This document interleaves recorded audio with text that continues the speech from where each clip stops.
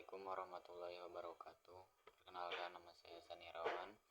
Di sini saya akan memaparkan tentang sebuah kebijakan politik Orde Baru.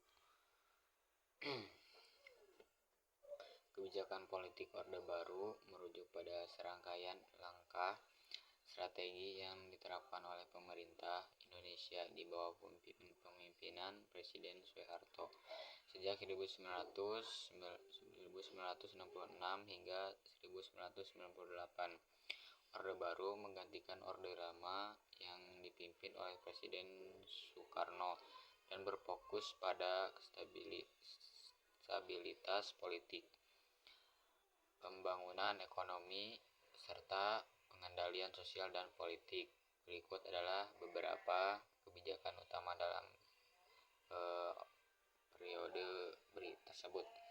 Yang pertama adalah sentralisasi kekuasaan, yang dimana pemerintahan Orde Baru menekankan penguatan kekuasaan presiden dan pemerintah pusat. Kekuasaan negara terkonsentrasi di tangan Presiden Soeharto dengan pembatasan terhadap partisipasi politik dan oposisi.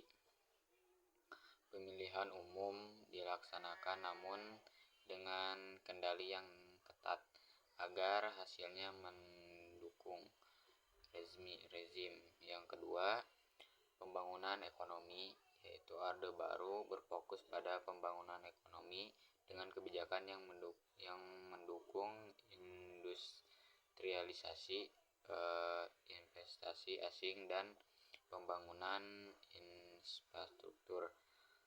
Salah satu kebijakan utamanya adalah pembangunan 5 tahunan atau Repelita yang berfokus pada sektor-sektor seperti pertanian, industri, dan pendidikan. Dan yang ketiga, ekonomi terpadu, yang dimana Soeharto memanfaatkan stabilitas politik untuk menarik bantuan luar negara dan investasi asing yang mempercepat pertumbuhan ekonomi. Namun kebijakan ini juga melibatkan korupsi yang meluas, di mana keluarga dan teman-teman dekat Soeharto mendapatkan keuntungan besar melalui proyek-proyek ekonomi. Dan yang keempat adalah pembangunan ideologi Pancasila. Orde Baru memaksakan Pancasila sebagai dasar tunggal bagi semua organisasi politik dan sosial.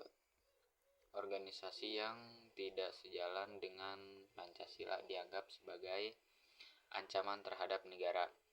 Partai-partai politik dibatasi dan hanya 3 partai yang diperbolehkan beroperasi, yakni Golkar, PPP, dan PDI.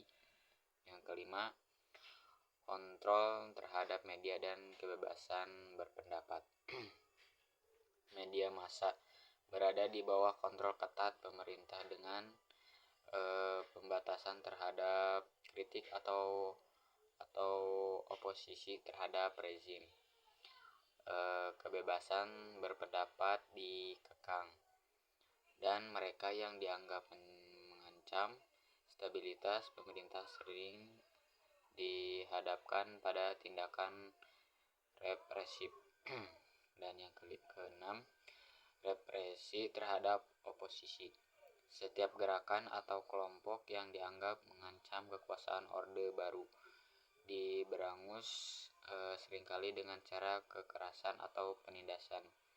Ini termasuk perlawanan terhadap kelompok komunis, mahasiswa, dan organisasi-organisasi lain yang menentang pemerintah. Dan yang terakhir, stabilitas sosial dan politik. Kebijakan Orde Baru juga berfokus pada stabilitas sosial dengan membatasi ketegangan sosial yang berpotensi. Dengan membatasi ketegangan sosial yang berpotensi mengganggu pemerintahan.